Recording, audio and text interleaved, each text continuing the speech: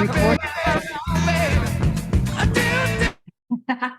How about those tunes? Jen, thank you so much for rocking our world with some literary classics. Though, as I said before we started recording, where are the Jane Austen's greatest hits?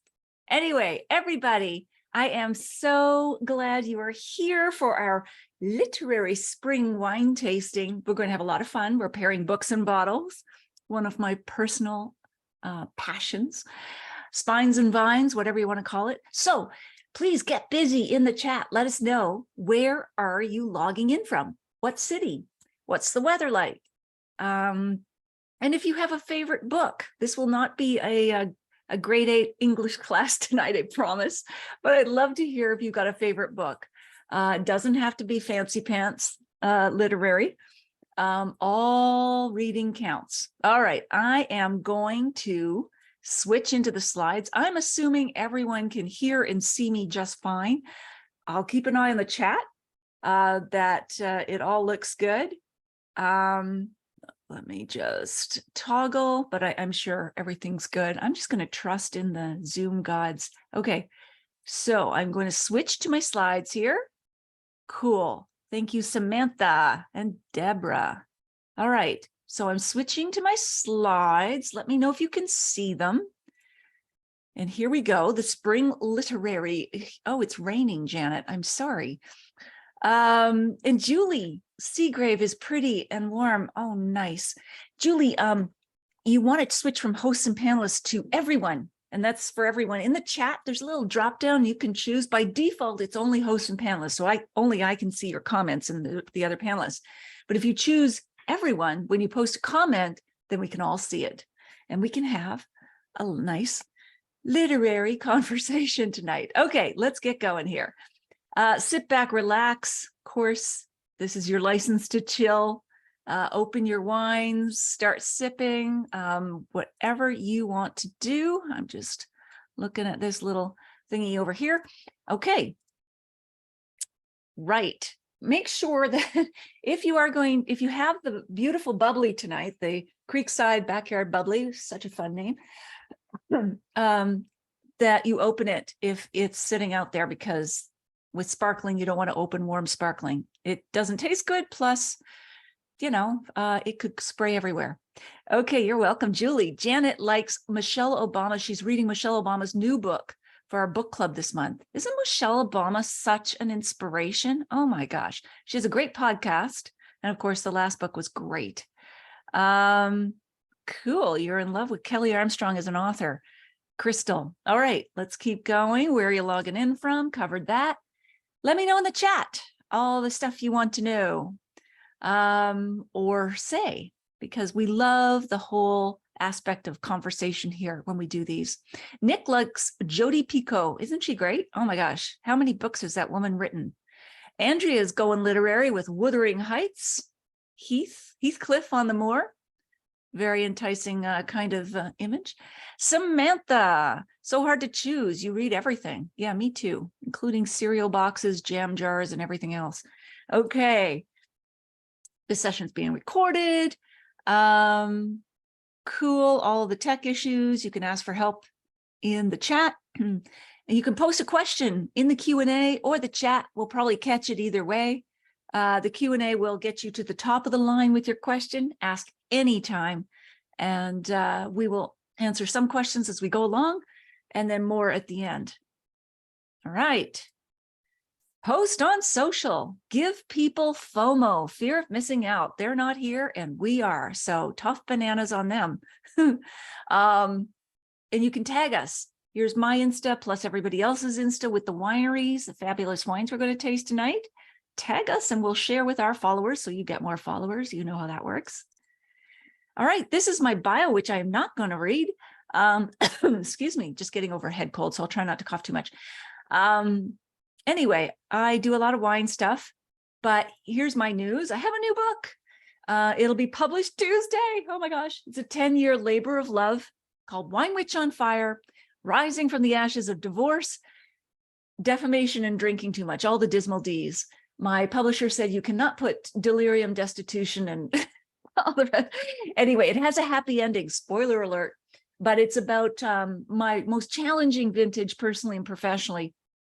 It is a memoir, although wine is woven into it throughout. So if you want to pre-order it, there's the URL, winewitchonfire.com. Thank you so much, Samantha. I'm so glad. I appreciate that. And there's a free guide if you want to get that too. Free reader's guide for book clubs, wine groups, and individual readers. Okay, enough about that.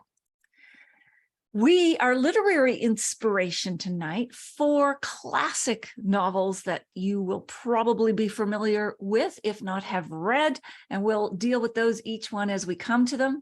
But they were inspiring the recipes that will be shared tonight along with the pairings. All right, our winemakers this evening. So here we go. We will introduce them one at a time. If you've been with us previously, you are familiar with these folks. They are top-notch in their field. Plus, Josh, our chef, is going to be chiming in with the pairings and the delicious recipes that he has thought about, in terms of the pairings as well. So let's get going. These are our featured wines. Let me know in the chat if you've started sipping on any of these. They're beautiful. They're springy. They're very literary. You'll find yourself absolutely brilliant in the English language after drinking these. But I'd like to know in the chat, have you tried any of these, or are you trying them for the first time this evening? Let us know. And look at our pairings, our perfect pairings. We're going with, I love these pairings. They're inspired. We're going to deal with them one at a time. And Bray has just posted, if you didn't get a chance to buy the wines, you still can. There's a link in the chat. Also, if you love them and want to buy more, they're available. All right. So stay with us, stop multitasking, give us your full attention because we need it. No, you'll get more out of this. You'll remember what we talked about if you stay with us. All right. All this stuff sounds like a grade 8 English teacher. Stop sending class notes back and forth. Pay attention. Anyway, it'll be fun. Okay, let's kick things off by introducing our in-house chef, Josh Burse, who is so amazing.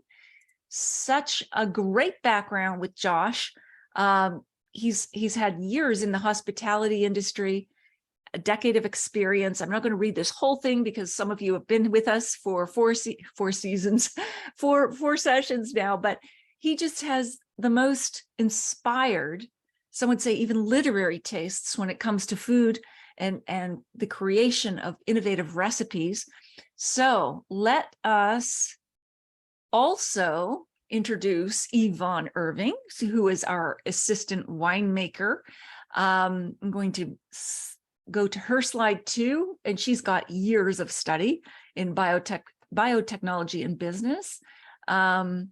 She's had a really interesting career path and is so passionate now at Creekside Winery, where she excels in making wines. It's such a great place to be. So let us bring on the people. I'm sure they're here with us. So Josh and Yvonne, if you want to turn on your cameras, I know you're not shy. Here's Creekside Winery. It's a beautiful place to visit as the weather warms up. There's Yvonne. Hello, Yvonne. You might want to unmute yourself. There you go. Good. Excellent. And tell us a little bit about Creekside and what makes it so special. Yeah, so Creekside has been around for a while now. Started in 1999 and has really differentiated itself. We focus on Sauvignon Blanc, which we're tasting tonight, and also Syrah, which isn't as common throughout Ontario, or at least not as a pure focus for a winery. Yeah. So it's really interesting to work with those wines here, and that was kind of what drew me to work there in the first place. Yeah, it's extraordinary. The Sauvignon Blanc and Syrah really stand out for me. Like, they're so good, and yet I can't call to mind a lot of Ontario wineries that do these, let alone do them really well, these grapes. So, it's amazing the value you can get from these wines. And Josh, what inspires you when you're, especially when it comes to Syrah and Sauvignon Blanc, what are you thinking of when you're trying to develop recipes with these wines? Well, with the Sauvignon Blanc, I think just all the freshest ingredients, right? Mm-hmm. Such a fresh wine to go with all those ingredients as well. So something nice, light, citrusy, very bright flavoring too. Yeah, no, definitely. All right, I'm going to, let me just skip ahead to these slides because I'm trying to be multitasking and that's not working. So let me get back to some slides because I want folks to see the winery. So hopefully you can see the slides here. And let me bring this back up again. So just some shots of the lovely barrel room, outside dining. And we're going to talk about the Creekside Bubbly first. I'll just bring up the bullet points. But Yvonne, why don't you tell us about this wine? And of course, everyone start sipping as she talks about it, because that will be very educational. Yeah, I have it here. Okay, cool. This is one of my favorite spring wines. Sauvignon Blanc, just in general, screams spring. It's so fresh and vibrant. And this style of wine was really made for this season, both spring and summer. It was, this one was made in the 2019 vintage, which was a bit of a cooler vintage, but is perfect for a style of wine like this. We're looking for that vibrant acidity and some lifted fruit.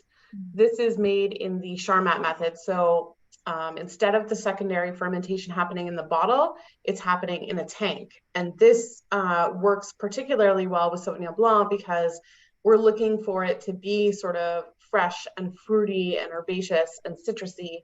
And when you do it in a tank as opposed to a bottle, you really preserve all of those flavors and make them the star of the show without anything else interfering. So it's just perfect for this season because Sauvignon Blanc pairs so well with all the spring flavors, the fresh food that's starting to become available. You know, I always think about like morels and morel mushrooms and wild leeks and goat cheese and you know, the recipes that Josh provided for tonight too, salads and even like any type of oysters. The Oysters Rockefeller's great idea as well. It's perfect sort of picnic. We called it the backyard bubbly because it's from our backyard block, which you can see from the deck if you ever visit our winery. It's just in behind the winery, and it's also just kind of the perfect wine for sipping in your backyard on your patio. Yeah, it's beautiful. I must say it's so fresh. And this Sauvignon Blanc, I mean, Sauvignon Blanc can go two ways, one of which is very herbal and grassy, and the other is very citrus lime. And I find this is more the citrus lime category, so fresh. And as you say, with the Charmat method, you're not getting the sort of yeasty kind of buttery notes that you get in some bubblies. It's pure laser driven fruit, but very citrusy and lifted in terms of the flavors. It's lovely and incredible value too. Excuse me. So you get the grapefruit, you get the tropical fruit. Yeah, you get guava, passion fruit, and so on. Good alcohol levels. And let's, so we're going to talk about the Waldorf salad, especially with Josh in terms of why he chose this pairing. So let's, Josh, tell us about why you developed this. Well, it's just like I said before, it's so fresh, nice apples, the nutty flavor to go with the Sauvignon Blanc as well. I've seen somebody in the comments already comment on the toasted walnuts. It's amazing. Yeah. But it's just to bring the freshness. It's spring. It's finally nice weather. Well, especially here in St. Catharines. Yeah. Yeah. And then with the oysters itself too, like with the bubblies, it's a perfect combination. It is, isn't it? Yeah. Julie says we made the Waldorf salad to go with it. The toasted nuts were particularly nice. And Bray has posted the recipe, the link to the recipe. So delicious. Yeah, absolutely. And I have to say too, it's probably one of the oldest recipes I've ever seen too, because the Waldorf salad was made in like 1800s. It's back in the day too. So it's so traditional. Quite amazing bringing back something traditional and bringing it back. Absolutely. It signals summer and spring.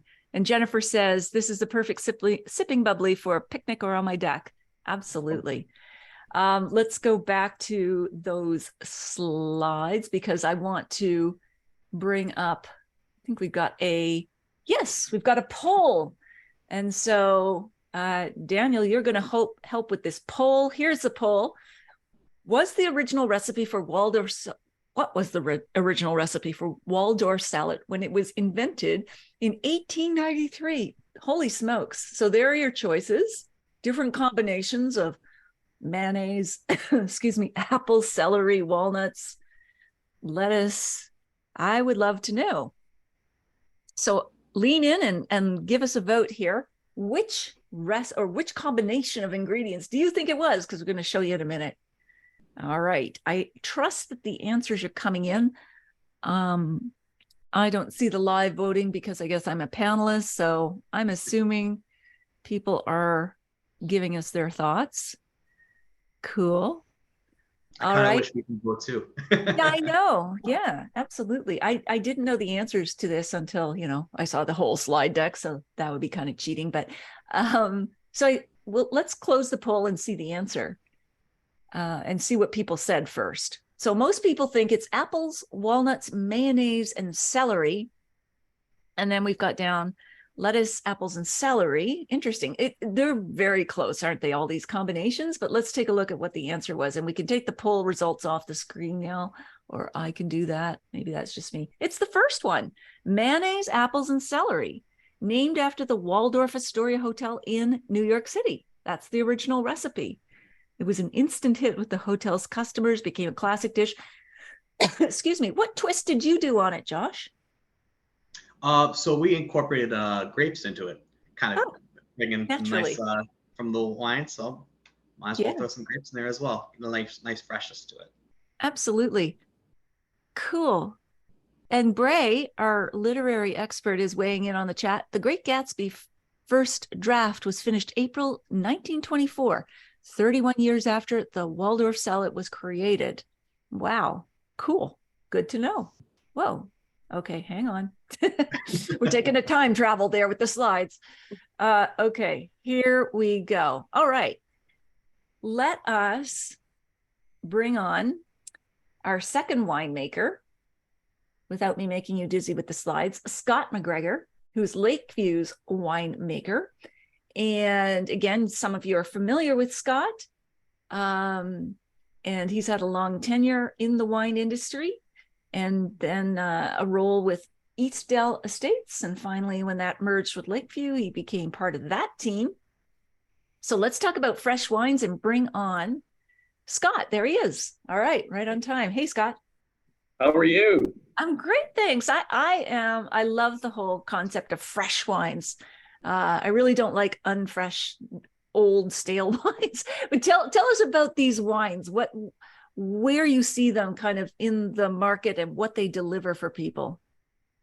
Yeah, I think really the name sums it up 100%. These are just fresh, approachable wines, lots of tropical fruits, and at a very decent price point also, and really just a fun, unpretentious wine style for sure.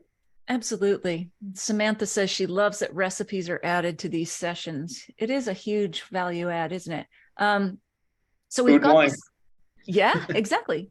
Food and wine, classic. So let's talk about the Sauvignon Blanc, Scott. 100% stainless steel. So tell us about the Sauvignon Blanc while we pour and sip. Yeah, so this is actually really neat to do this back to back, to have a Sauvignon Blanc sparkling and then to go right into a still Sauvignon Blanc. Yes. I think you will find between Rob, Yvonne, and I, definitely Sauvignon Blanc is right up there with our favorite wines of the world. It is just such an interesting grape, such an interesting variety. And so this particular one here was 100% stainless steel fermented, really wanting to keep all of those fresh characters, those fresh fruit characters. So this has had no oak aging, no barrel aging or anything like that. So just 100% in stainless steel. And I think you're really going to notice in the aromatics of it that there's a lot of tropical fruit. And you mentioned earlier on, Natalie, about that Sauvignon Blanc can have different intonations. It is a wine that is really varied in how it can be made and in what style and how those aromatics and flavors come through. Yeah. And certain Sauvignon Blancs can have a lot of herbaceous, a lot of green notes to it. And this one tends to be more completely on the other side. So this is really a very, very high tropical fruit. It is. Very fruit, a little bit of grassiness in the background, which is typical of Sauvignon Blanc, which is kind of nice. But it definitely lots of, I completely agree with that on the screen there, like fresh pears. There's a little bit of lime zest in the back, but lots of tropical fruit. Yeah, it finishes really clean. Like it just is a nice palate cleanser. But I get lots of beautiful melon and that tropical fruit stuff up front, which is lovely. And then the clean finish of the citrus is a nice way to deliver pleasure on the palate. It's really good. Yeah, quite balanced. Nothing sweet there. Just a No. nice dry, balanced wine with nice crisp. This is a wine that really is able to be sipped on its own. This is sitting at the cottage on the dock, sitting out in the deck on the backyard in the summertime, and pairs quite nicely with foods, which I think Josh will talk to us a little bit about. Absolutely. So Josh has got a vegetable curry, a summer salad. So let's bring Josh on as well. I'm going to stop sharing and he can talk about this recipe and why it pairs so well with this wine. So in most simple cases, when you eat something spicy, you want something cool to cool it off. So that's where the Sauvignon Blanc comes perfect with that curry, with all those aromatics, all those spices in there. It just really cleans off the palate and it just brings like so many flavors to you. And you can ask so many people that if what they would pair Sauvignon Blanc, they would always go for curry. So it's quite interesting. Yeah, that's great. It's a good interesting way to pair Sauvignon Blanc, because I always think of, okay, it's going to deal with all the problem children of the food world like asparagus and field greens and so on, but the spicy dishes are it's a good angle because, as you say, it's cool and refreshing. It's not going to compete with the heat of the dish. It's going to bring things down a notch or two. And Bray has posted the curry recipe in the chat, so that's cool. And it is a big trend too to have green dishes with Sauvignon Blanc. It's a very big trend to have that, the nice earthiness to it. Absolutely. And so how long would it take to prepare this recipe? So this recipe here, it's a short curry. So it'd take you just like half hour to make, or you can really just let it go all day and just bring all those aromatics together. So it's really just time-wise. That's awesome. And what's your favorite pairing, Scott, for this Sauvignon Blanc? It's pretty wide, what you can use it with. Certainly things that have a little bit lighter style, as Josh was saying earlier on, some of those nice light salads and that sort of thing. Even a light chicken dish would go really nicely with this. Very, very versatile. And also, certain wines are really designed to have with food, and other wines actually go quite well to just sipping on its own. And I think this wine is also, pretty versatile in the sense that you can just sit around and have a glass while you're relaxing on the dock of the bay. Absolutely. Beautiful aperitif, very refreshing, not high in alcohol, lovely sipper. Deborah has got an inspired pairing with spicy tuna. Samantha would like, she says the vegetable curry sounds delicious. So you can get those recipes from the links there, Samantha. Okay, cool. Spicy tuna sushi, says Sherry. Okay, cool. People are liking the spicy idea here. They are. Like, you know what? I don't think of it often enough. I think of always like Riesling or something with a bit of sweetness, but this with its melon roundness and beautiful citrus finish, I think it would be great complement to spicy dishes. So I got to try it. Thank you for the inspiration, literary and otherwise. Okay, cool. Let's keep going then. And I will go back to sharing my screen. And we will, we got a trivia question. Which 3 countries did Elizabeth or Liz Gilbert visit in Eat, Pray, Love? Daniel, poll please. So we've got various combinations of countries, just like the Waldorf salad. They're all close, maybe somewhat too close, but that's okay because, trying to see who really knows this book. Not that there's like a quiz or anything. Again, this is not English class, but Scott, got any guesses as to which one it is before we close the poll? I want to say Italy, India, Thailand. Okay. What am I going to guess? I did read this book, but it's been years. Italy, India, Indonesia. I don't know. Or was she in Greece? No, I'm going to go with B. Whatever. All right. So let's bring up the poll results.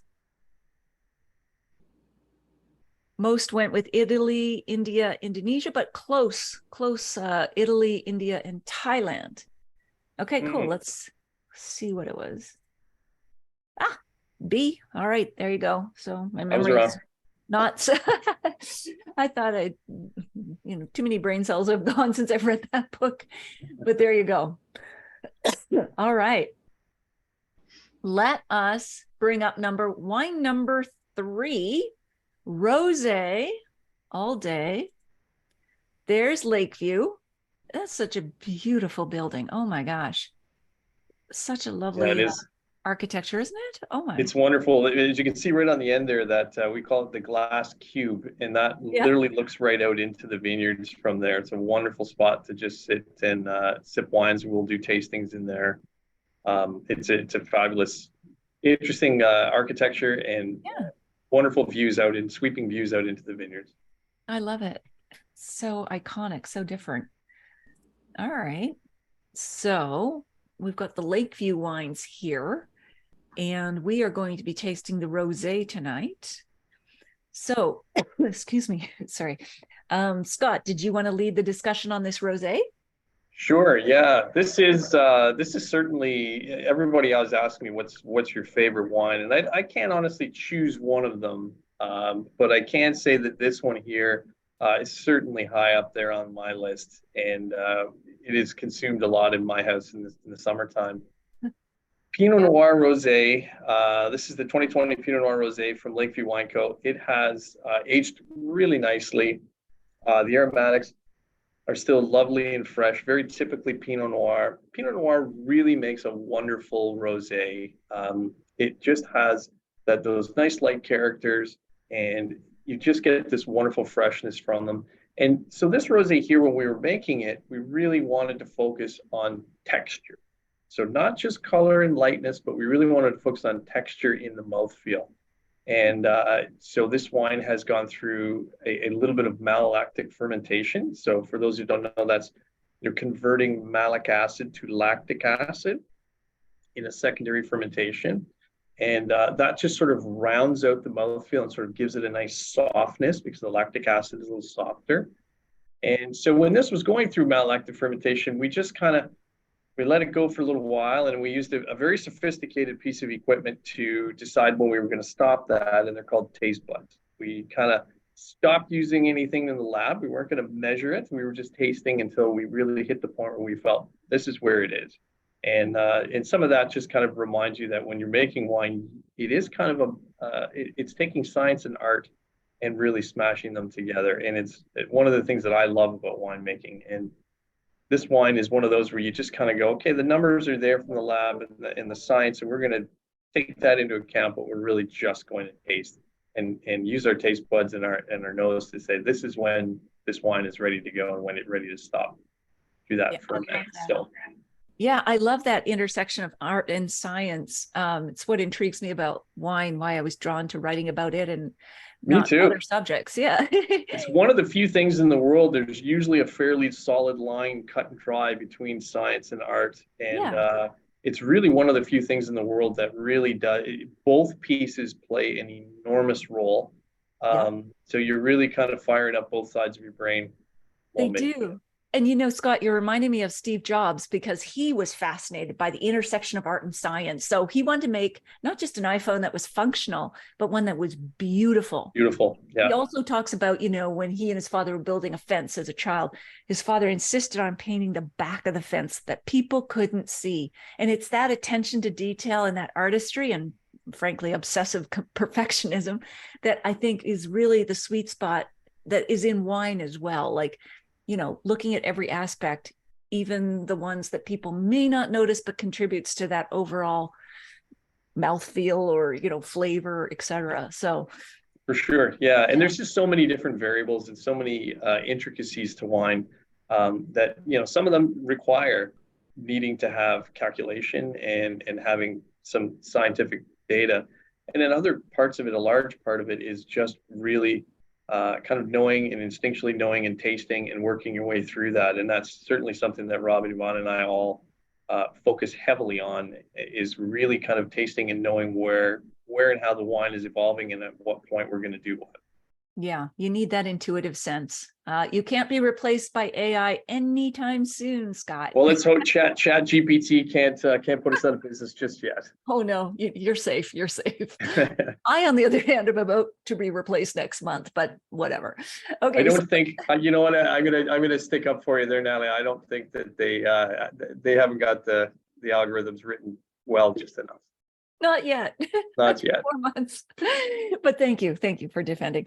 So Josh, tell us about the recipe that you've developed for this wine and why you chose it. What's special about it? So I chose a fan favorite for this one, a nice fried chicken. I know everybody in their household now has an air fryer. Yeah. So we really wanted to utilize, kind of stay away from the hot grease, use the air fryer. So this is an air fryer fried chicken. It goes beautiful with that rosé, nice kind of roasted chicken feel. It's almost kind of a guilty pleasure in a sense. And the whole reason we went with it was our perfect book pairing, was the How to Kill a Mockingbird, everybody's high school favorite book. Yeah. To Kill a Mockingbird, Scout, and so on. So this air fryer chicken, it will be healthier for us versus fried chicken, the traditional recipe, right? Well, typically, yeah, air fryer is just pretty much a home convection oven for everybody. So it just really pushes the air around and gets a nice even cook around. Yeah. But in hindsight, fried chicken's always a guilty pleasure. So it's true. Cool. And Scott, what is your favorite pairing with this rosé? Fairly versatile. We've made a bit of a rosé sauce to just put over top of a pork tenderloin with this wine, and it really turned out wonderfully. So something like that, just to just kind of pick a little bit of bring some of that berry into the meal, and mix together. Fantastic. Okay, cool. Let's go back, because I think we've got a quiz question coming up. Let's see. Oops. Thinking cap time. There you go. What was the nickname of Jean-Louis Finch, the narrator, To Kill a Mockingbird? This one I know. Yes. Okay. Lean in, everyone. Give us your answers. Let's see. I think Josh has.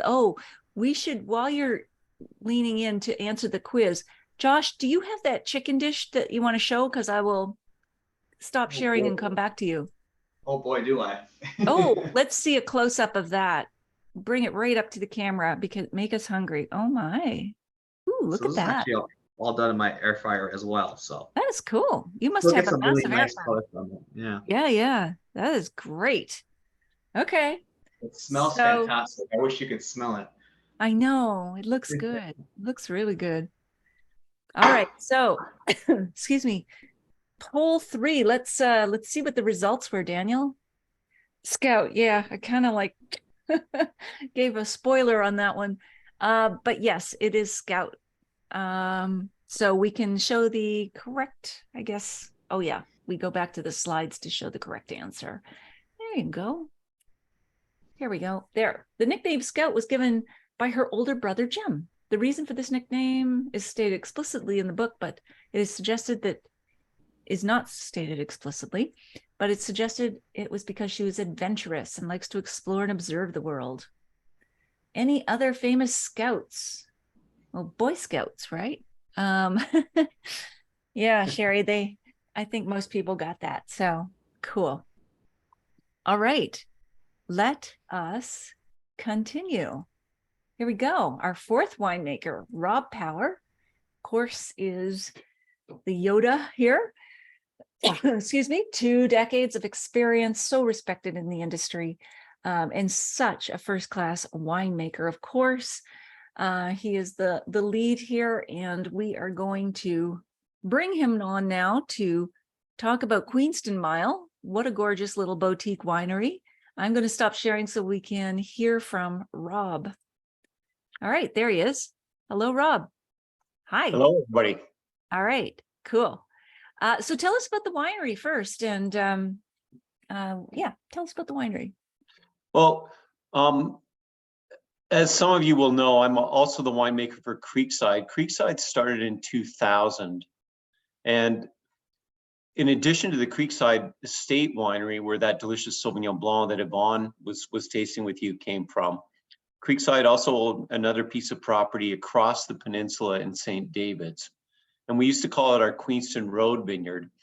But it has some gorgeous Chardonnay and Pinot Noir there. And we always wanted to create those wines and fold them into another winery. So in 2017, we launched the Queenston Mile brand. So it is a new brand on an old vineyard. We've been making wine from those vines for 25 years, but now they're appearing under the Queenston Mile label. That is great. And it's a really small winery. I mean, how much wine is produced? I know it varies every year, but how many? Yeah, cases approximately? it is, you use the word boutique, and it is the way we talk about wineries in Niagara. It is boutique. It's like 2,000 to 3,000 cases. Oh, that's really small. Which But is small is tiny. good. Yeah. Yeah, small is good. It is in very wine. much tiny. Yeah, mostly driven by estate fruit too. So Okay, cool. Cheryl says she'll be visiting Queenston Mile on Monday. Fabulous. cool. All right. We'll be ready for you. Okay, so let us go back to, excuse me, the slides, and we will come forward to, went back in time traveled there for a moment. What a lovely looking winery. Yeah, the whole thing about the Queenston Mile site is that we tried to create a space where people would love to sit down and enjoy a glass of wine and just look outside. If you want to do a serious flight tasting and, you know, go chapter and verse on each one of the wines, we can do that. But if you just want to sit on the deck and enjoy a glass of wine in the sun, you can do that too. That's the great. whole point. Yeah. Nice to have that casual approach. So let's talk about this Pinot Noir, which is extraordinary. It's unoaked. So tell us about it. Well, it's kind of a cool segue. You know, Scott mentioned that this fresh Sauv Blanc was a nice segue from the Sparkling Sauvignon Blanc. This is an interesting segue from the Pinot Noir Rose, because a lot of the things that Scott was talking about in terms of winemaking happened on this wine as well. Scott mentioned that they pressed off that Pinot Noir at a certain point, just when the color and the flavors were starting to come. Queenston Mile is known for a very full-bodied Pinot Noir style. Our estate Pinot Noir is, you know, it sees a good 12 months in barrel, and then frankly, it's kind of unfriendly for a couple of years after that.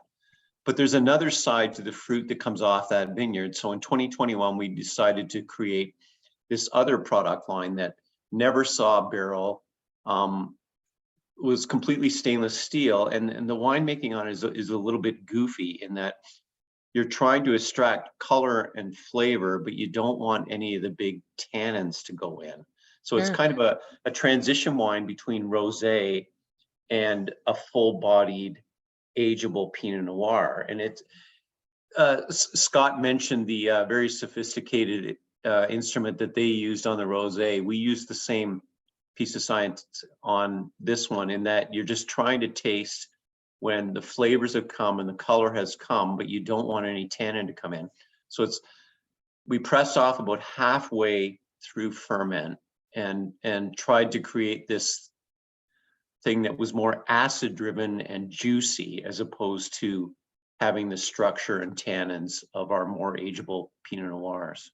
Yeah. And we're pretty happy with it. I love to drink it. It's a really refreshing style. It's more acid driven than tannin driven. So Yeah, no, it's lovely. And I've used the technical term for your Pinot Noirs in the past, amazeballs, but I just love your Pinot. It's just so round and beautiful. And I like all the different variations, not just the one that's been oak aged, but this is so fresh and so smooth. It is a great transition wine. Let me just think. I think there was one more bullet point. Oh, no, it's the next slide. Okay, so yeah, very, very, it's like liquid velvet. And then you get this sort of dark fruit that's not heavy, and the wild mushrooms and so on. It's just beautiful. All that wet earth and cinnamon bark, that comes in with the fruit, right? A lot of Yeah. people associate cinnamon with oak aging, and we were kind of startled when that popped on this particular wine, because you can trust me, it's never seen a lick of oak. That's amazing. Yeah, it's that vineyard is known for being more of an earthy, you know, the extracted wine always pushes beets and things like that. This is a little bit more into the red fruit idiom, but there are, you can kind of feel the big bass notes starting to pop out there. Yeah. You know, the longer we left it on the skins, the more the subwoofers were starting to push. So yeah. Yeah, good metaphor. Speaking of literary, all right, we're going to bring back Josh and spaghetti carbonara. What was the book inspiration, Josh? I'm going to take this off, share screen. Tell us about the recipe and the inspiration. So the carbonara itself it's a classic Italian. It's a household favorite of mine too. We'll usually make carbonara just on a whim if we have just eggs, Parmesan kicking around, and with the wine itself, like that nice rich and like creamy texture you get from it just goes really well with that Pinot as well. It does. And what was the book inspiration here? There's carbonara in the book, right? But if you remember the movie, like I love the carbonara style pasta with anything, and I think this wine would work really well. But in the movie, The Godfather.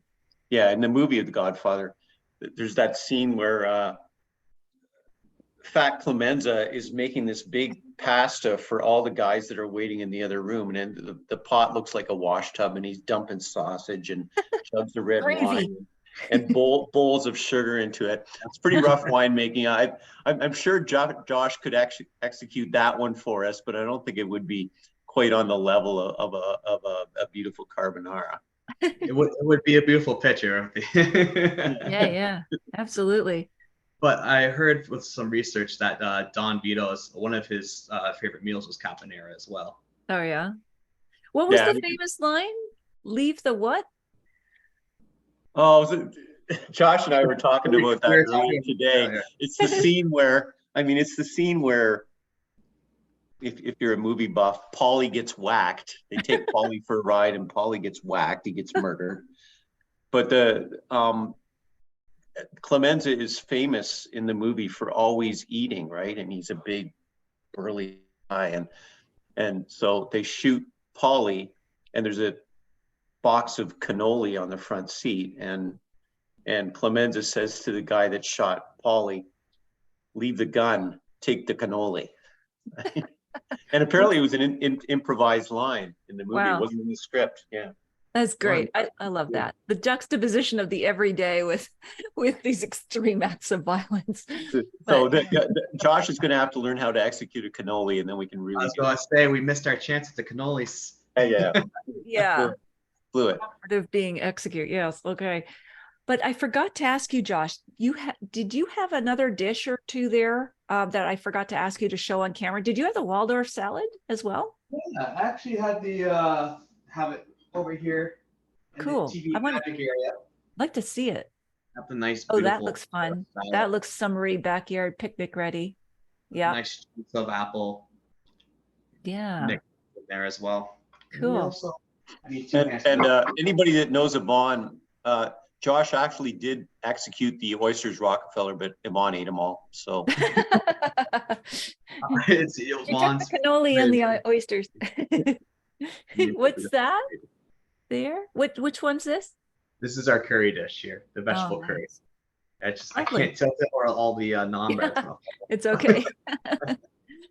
That's great. Oh yeah, Bray says I'm gonna make him an offer he can't refuse. Okay, getting into it.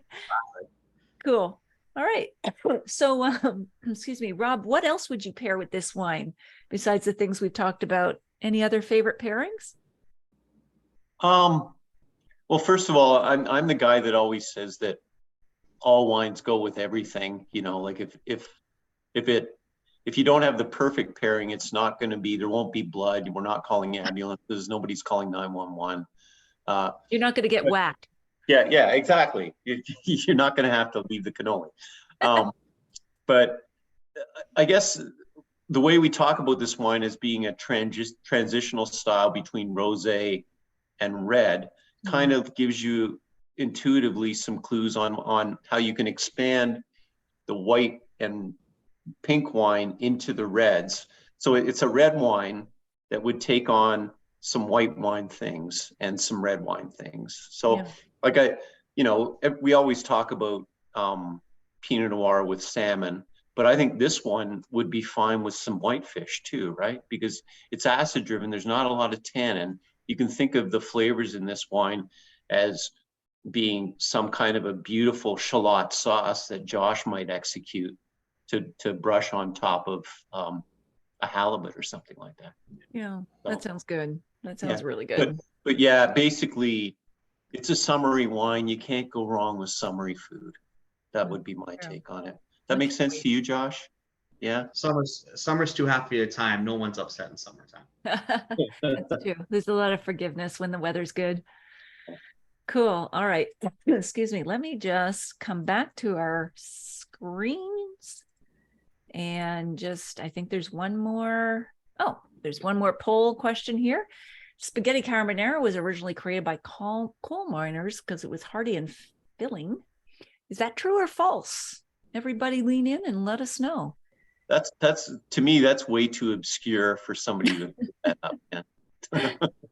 I don't know for sure, but if it's false, then somebody's really working hard. Yeah. It is an extremely filling dish, and it is. If I know a coal miner, they can eat. They could eat everything, but I just think Italy. So were there coal miners in Italy? I guess there were, but anyway. The other thing is that it's classic peasant food, right? It's kind of like like it's cheap ingredients, eggs. It's true. Cheese, get it going, right? Yep, absolutely. Let's see the results, Daniel. All right, here we go. True. Most people think true. So let's just see. True. It was true. Carbonara came from the Italian word coal, which is carbone. It's believed that the dish was named after the coal miners who first made it. So cool. I'm learning. Traditional recipe in The Godfather, spaghetti carbonara is featured prominently in the novel from author Mario Puzo. Well, that's cool. Now I can drop that at the next dinner party. Look real smart. Oh, back to this. Okay, so we are going to come back to Q&A in just a moment. But thank you so much for all your comments. We're going to do any questions you have. I'll just mention that you can also taste more Creekside wines this Wednesday at 6 p.m. I'm launching my book, and Creekside wines are on tap to be served at the very swanky swish Clio Club in Toronto. I would love to see you there if you're in Toronto or the GTA area. I've just posted the link in the chat where you can register. It's going to be a lot of fun. If you are not able to join, that's okay. Go to winewitchonfire.com and pre-order a copy. I would really appreciate that. Okay, so you can also get the slides. I'm going to send them to you whether you email me or not. You can get the free pairing guide. You can get the mobile app. And please, again, let people know that you are with us tonight, the session, how you enjoyed it, which wines you tasted.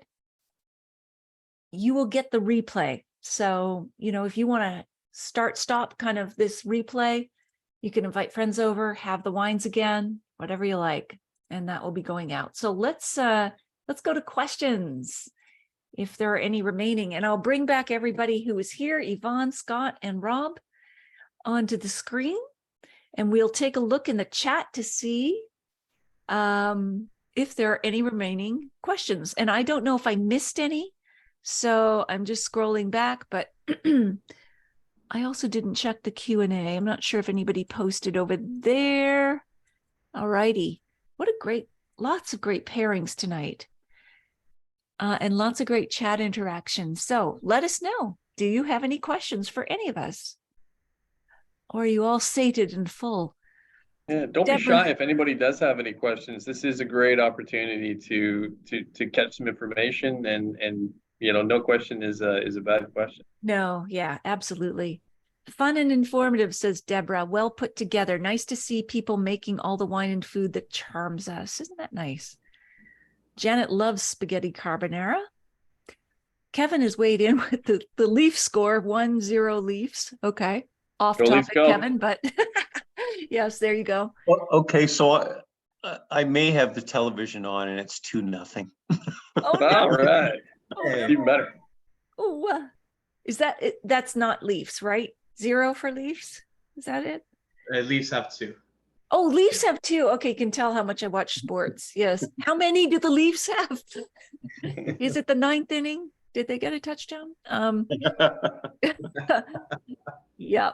Okay, Julie, we visited Queenston last summer and they did a tasting with us outside. It was wonderful.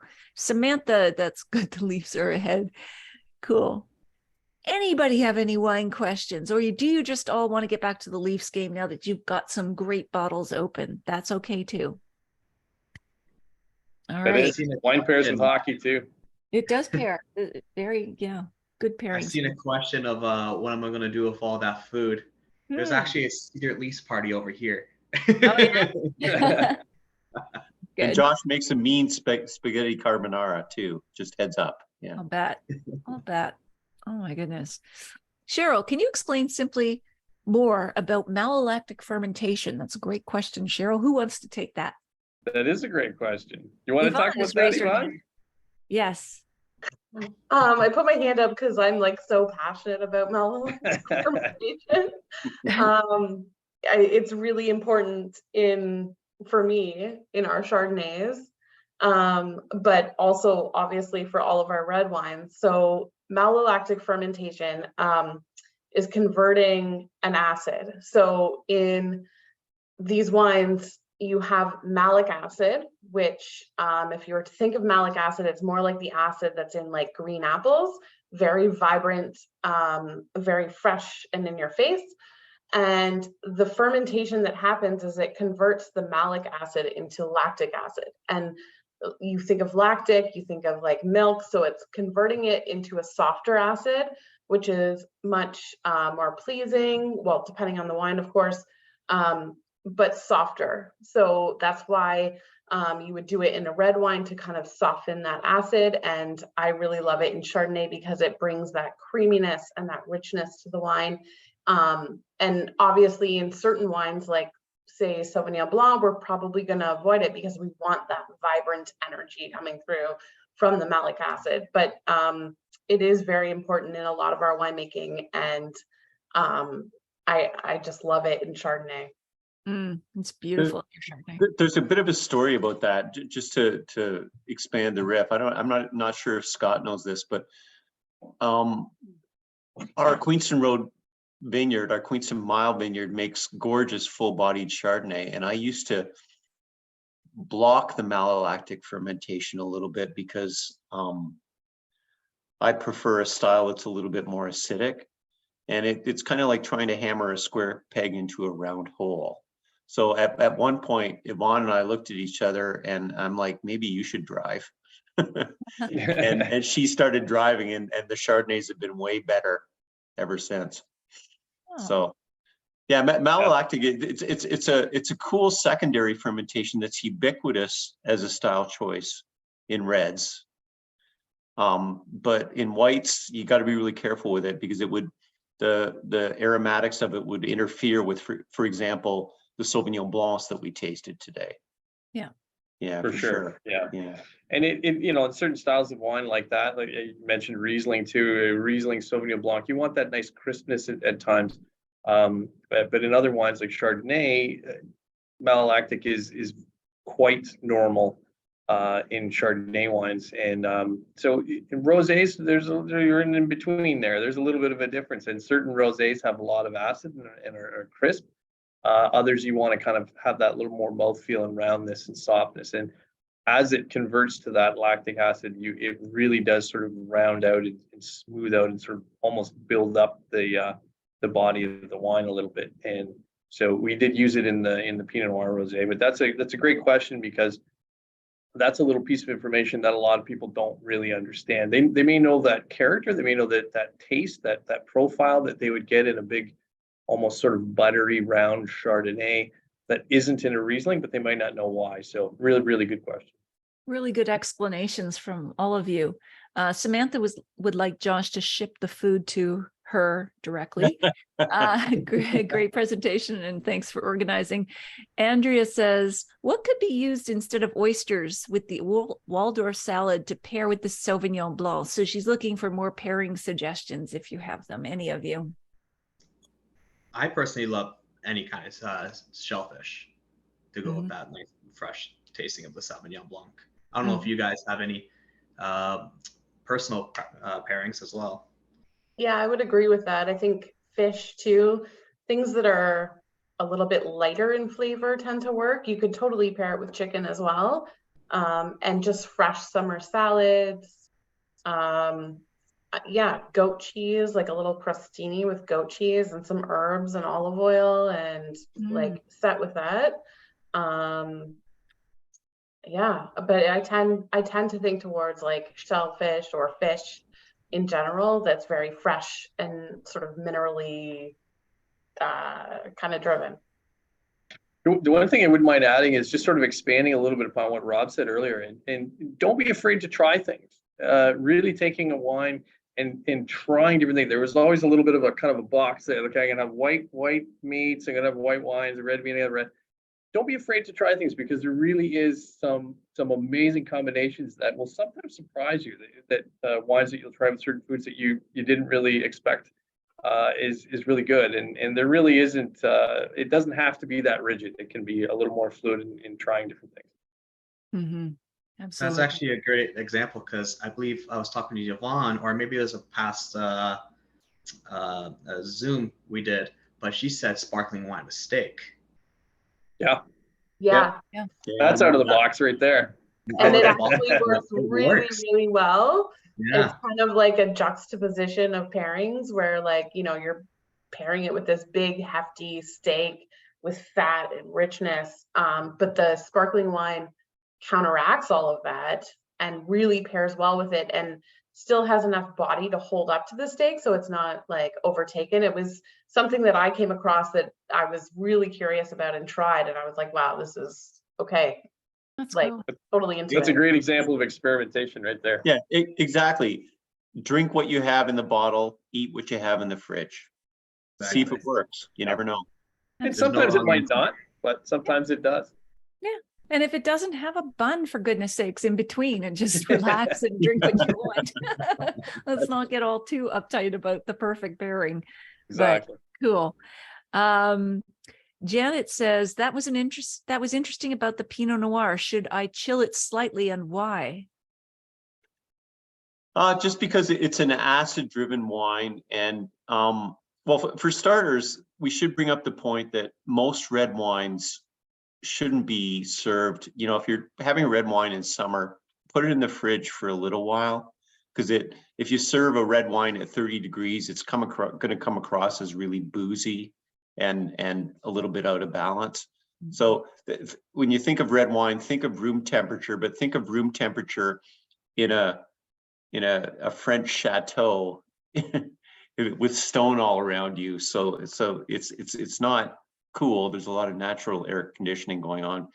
When it comes to that particular red wine, I just think it plays better letting the acid play up and letting the fruit flavors play up, and that will happen more easily at a lower temperature. It's interesting that you say that, though, because another wine in the Creekside portfolio is our Generalist Syrah, and Yvonne always says on these kinds of calls that Syrah, it's really counterintuitive, but in the summer it's gorgeous if you drink it like Beaujolais, which is to say lightly chilled, right? Yeah, because it's smooth, so you know it's got the smoothness already going for it. Yeah. So the things that are always, sorry, go ahead. Things that are like vibrantly fruity red wines can stand the chill, because they're still going to give you some fruit. There's other red wines that are, you know, they have some fruit, but there's a lot of other stuff going on and they're a little bit heavier. And well, like Rob said, you probably still want to chill them a little bit anyways. Something that has a good amount of juicy fruit in it is still going to hold up and then it becomes like a refreshing red wine that is really nice in the summer. Yeah, absolutely. Samantha says, I enjoyed the food trivia in this session. Good way to incorporate both the food and wine successfully. Let me toggle. It's interesting about the Pinot Noir. Love the idea of salads. Janet, love the idea of salads for my Chardonnay with my vegan vegetarian friends. Cool. Deborah, that's why I like wine dinners where they pour a white and a red with each course. People can vote on their favorite and you'll be surprised at the results. Yeah, that's a good way to do it too. Almost like dim sum, or like people help themselves to red and white and then mix and match and experiment with the pairings. Yeah, for sure. For sure. Cool. All right. Do any of you have any parting comments or tips, any literary discussions that we haven't touched upon tonight? Just kidding. Any wine tips that you want to share with the folks who are with us tonight? I think the one thing that I wouldn't mind throwing in there, just sort of expanding on that temperature thing, is that quite often people will drink red wines too warm, but they'll also drink white wines too cold. Yeah. And if you stick a white wine into a cooler with a bunch of ice when you're at a barbecue or you're sitting outside, you can get the wine too cold to the point where you do lose some of those characters from the white wine on your palate too. And especially if it's a delicate white wine, the cold will kind of overpower that and you'll lose a bit. So it's almost kind of put your fridge in the wine for your reds in the wine for 5 or 10 minutes before dinner, but also make sure that you're not really, deep sixing your whites into cold ice water at the same time. Absolutely. Yeah, because it nuts it out. You can't smell anything if the white wine is too cold. Yeah, you lose the nose, and it also, when it hits your tongue, it just kind of freezes your taste buds, and then you lose any of those delicate flavors that are there. Sure. It is a complicated equation. Every individual wine, like we could talk about it in terms of varietals or styles, but every individual bottling will have a sweet spot. But the other thing that's on the table is you, right? It's what you like is very subjective. So never let anybody else dictate your taste, right? If you like, I had a customer back when I was in another life, when I was a sommelier. I was working at a French bistro, and we had choucroute on the menu. And the classic pairing for choucroute is Riesling or Gewürztraminer. And this guy hated Riesling and Gewürztraminer and loved Chardonnay. So he had Chardonnay with his choucroute. And who am I to say that he's wrong, right? So drink what you like, drink it at the temperature that you like it, and be happy. That's Absolutely. the thing. Be happy. There's no intrinsic value in a glass of wine. The only value it has is in the enjoyment that you get out of it. And while we're still on temperature, Kevin has a comment or question. Is there a place to find out the ideal temperatures for chilling a wine? Ooh. Good question. I'm sure there's on the Google there would be some good answers for that, but Google is always dangerous. But you also include the chilling notes on each of your wine descriptions, right? Like we do, usually on the tasting notes, on the website we'll have a good range there. But general rule of thumb is just having light reds just slightly chilled. And then again, remembering in the summertime, if you're sitting outside and it's 28 or 29 degrees outside, even in the evening, the wine is going to become the same as the ambient temperature very, very quickly if it's just sitting out on a table. So just even putting it in the cooler for a few minutes or into the fridge for a few minutes will help a lot. A lot with freshness. And Jan says, awesome information and recipes. I am craving carbonara now. Thanks to all. Me too. We've done our job. They're thirsty and hungry. So anything else anybody wants to add before we wrap up here tonight? It was a great session, great questions, great information guidance here tonight. Anything anybody else wants to add? We didn't talk much about, sorry, go ahead, Scott. Oh, and I was just saying one big thing is, doing this tasting on Zoom with wines and food is wonderful, but we're right on the verge of wine country really opening up, and the beautiful weather is hopefully, knock on wood, right around the corner. I believe we've got 17, 18 degrees this weekend. So come on down to wine country. It's great to see all the different areas that people are logging in and joining this with. But please come on down. I know that all of these wineries, whether it's Queenston, Creekside, or Lakeview, we would love to have you. And there's a great team ready to meet you and take you through a tasting, or even just to sit and relax. I noticed there was a comment earlier about dogs too, and the wineries are very friendly of dogs. Dog friendly, Very much yeah. so. And there's nothing that replaces tasting the wine where it was made. It's a way of imprinting that wine that is unlike just opening the bottle at home. You'll remember it forever. Every time I travel, I remember those bottles the most. It just, Yeah, for sure. there's a connection there to the land and to the place. Cool. All right. Getting lots of thank yous. All right, folks, this was terrific. Thank you so much for your expertise and your time and your generosity with all the advice and tips and wines, fabulous wines. So thank you very much. I raise my glass to you. Cheers, everybody. A pleasure. Cheers. All right. Cheers, Cheers, everybody everybody. who joined us. Thank you so much. All right. Take care, and we'll see you next time. All right. Bye for now. Bye. Bye. Thanks, Natalie. All right. Cheers, guys.